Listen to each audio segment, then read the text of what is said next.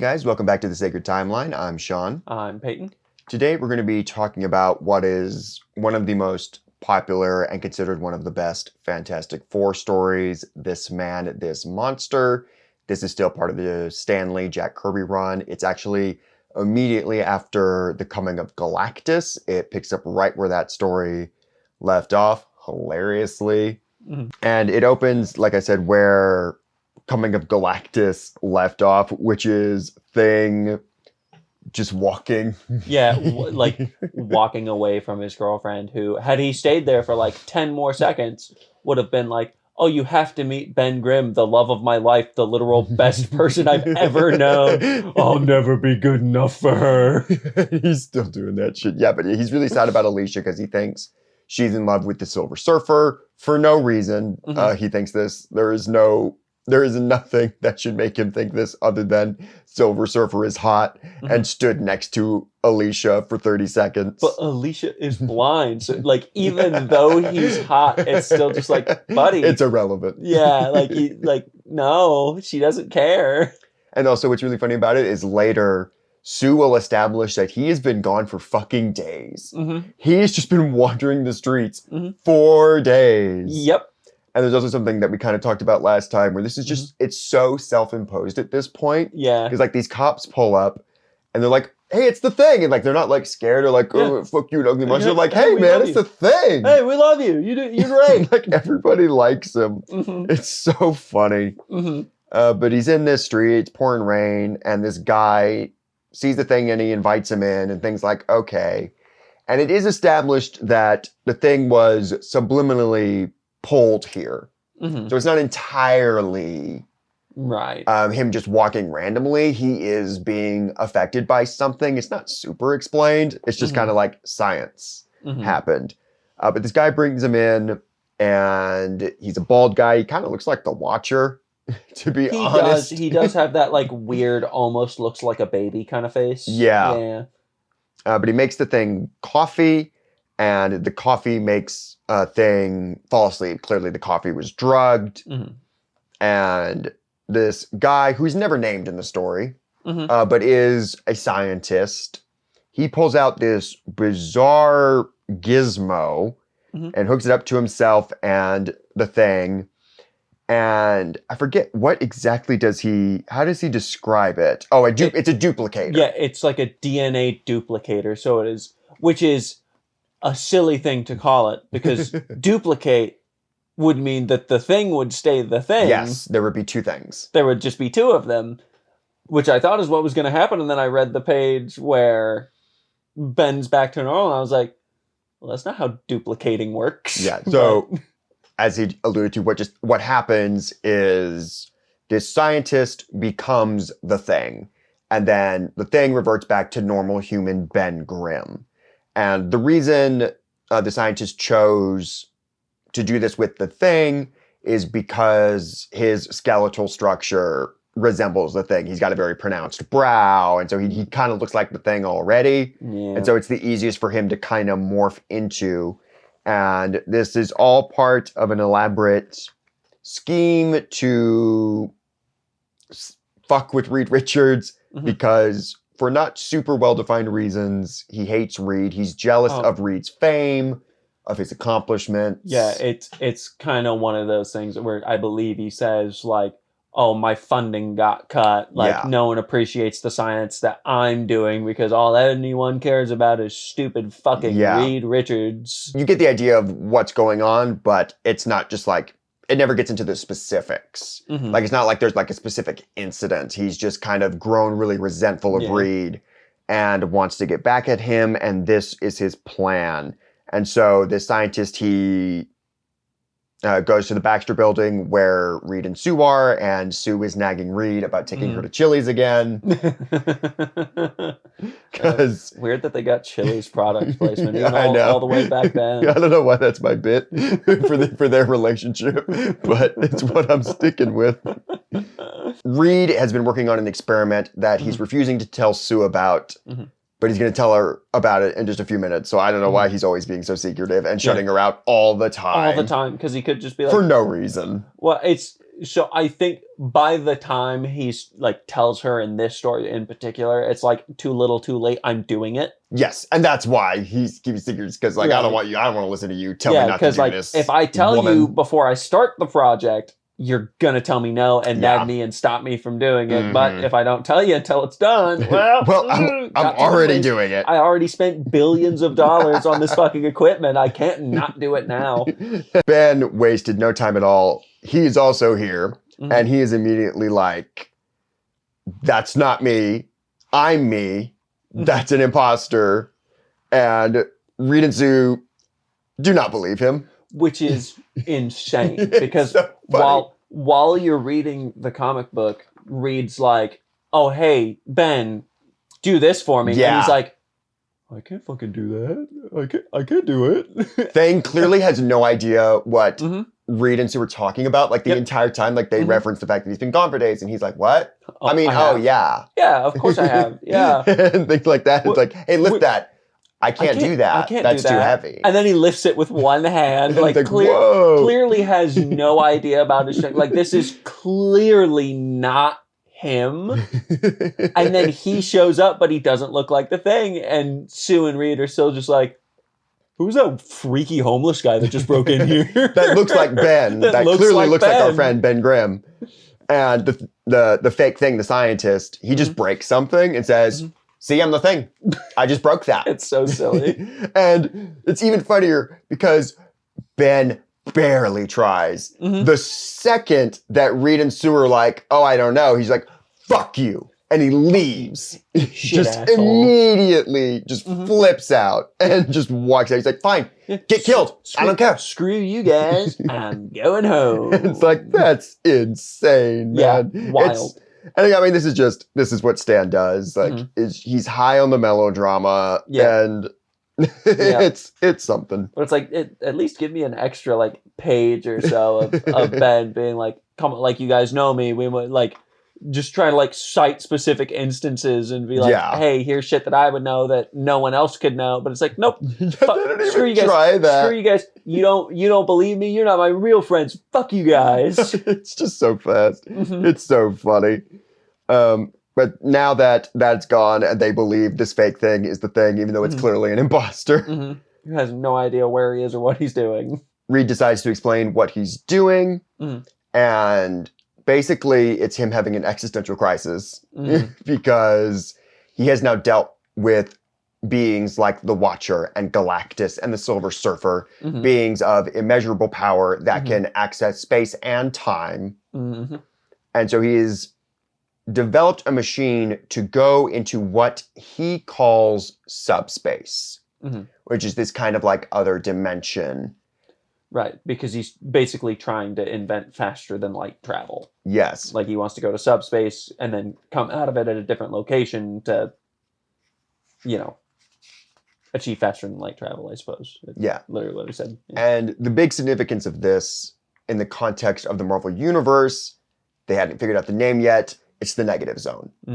What he's discovering here is this is Reed discovering the negative zone. Funnily enough, in the Inhumans crap that's going on at this same time that interrupts the story after this, the Black Panther story that follows this, is they do a cut to the Inhumans just to check in on them, I guess. And the dome that Maximus trapped them in at the beginning of the Galactus story, they call that the negative zone.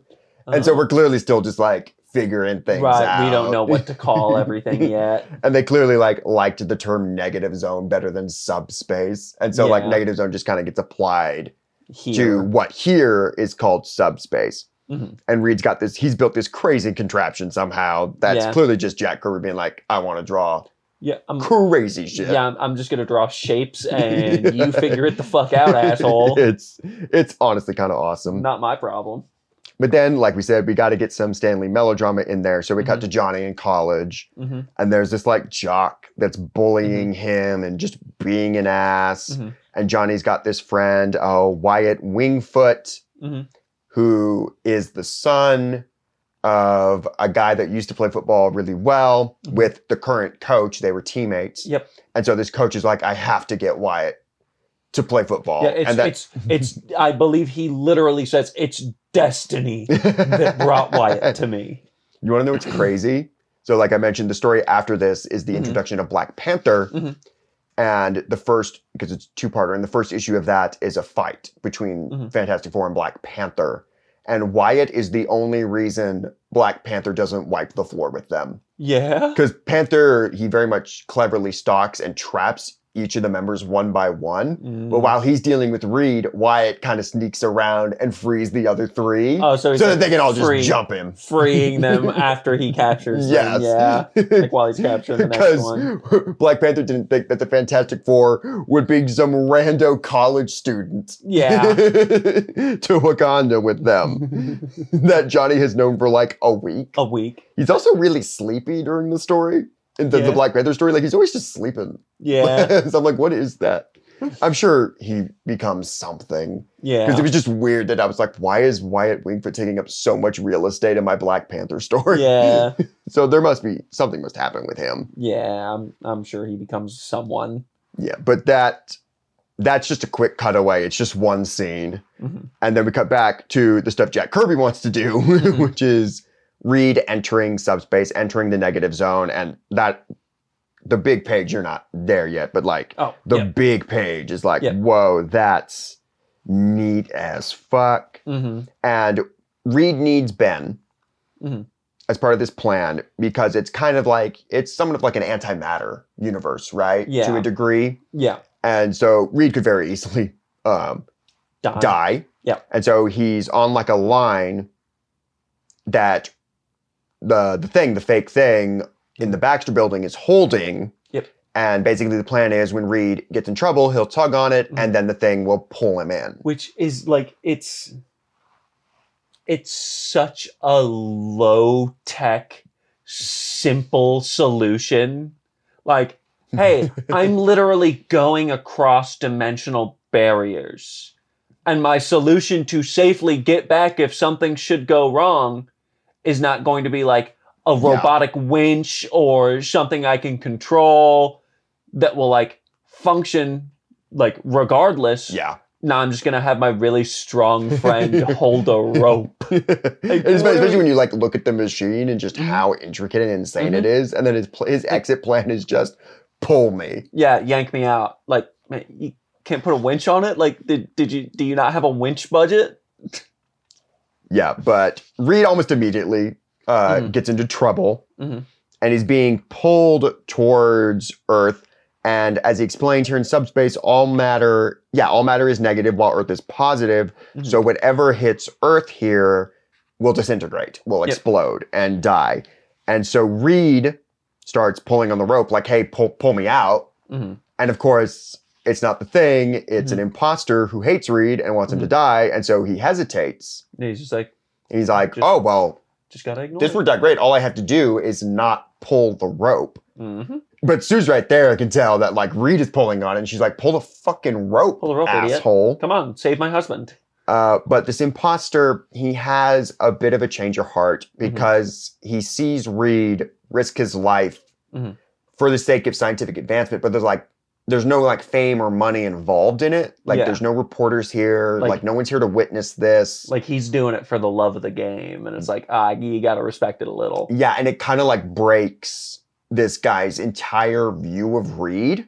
And so he's like, okay, I'm going to pull him out. But he waited too long and the line snaps. And so this guy says, fuck it. And he goes in to subspace after Reed. And he manages to make it to like the little bit of rock that Reed is on. And they're colliding. They're about to, die.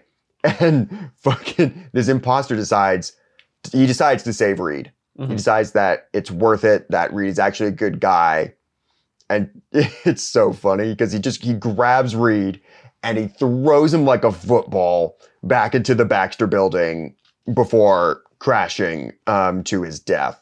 And that's kind of like the point of the story and like what Stanley and Jack Kirby kind of wanted to do. It's kind of a fable of redemption and good and evil not being so black and white, even though it is a very simplistic story. Again, we don't get a lot of like details of this guy. We don't know his name. We don't know specifically what kind of led him to hating Reed so much outside of kind of the generic version he tells us. But again, it's just that kind of like being inspired by Reed and redeeming himself that is kind of the center of the story.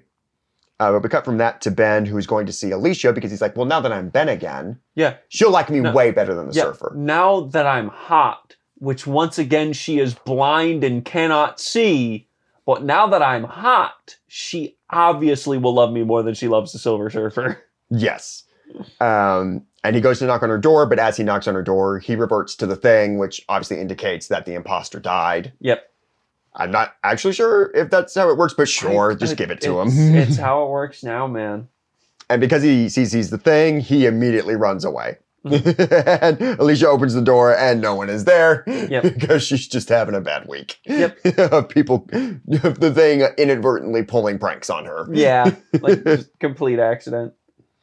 But yeah, Thing, he gets back to the Baxter building and Sue is like, yes, we were wrong. This is clearly the real thing because that guy hesitated. So clearly that wasn't Ben. Yeah. But Reed kind of memorializes him and says, well, he did save me, so he was clearly worth something. Mm-hmm. And then that pretty much is the end of the story.